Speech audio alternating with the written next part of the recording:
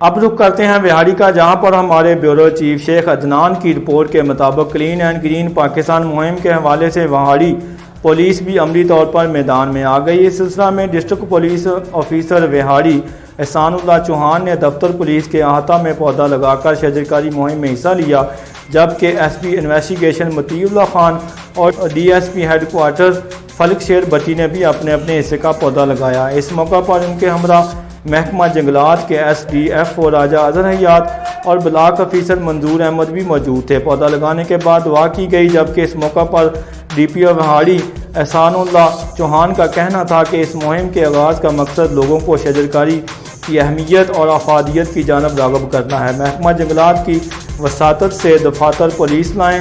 اور تھانہ جات 5000 پودے لگائے جائیں گے، جس سے بلا شبہ مستقبل میں ان تمام مقامات پر موسمی لحاظ سے نہ صرف مثبت اثرات دیکھنے کو ملیں گے، بلکہ صحت مند اور تندرست ماحول جیسے اقدامات کو بھی فروغ ملے گا۔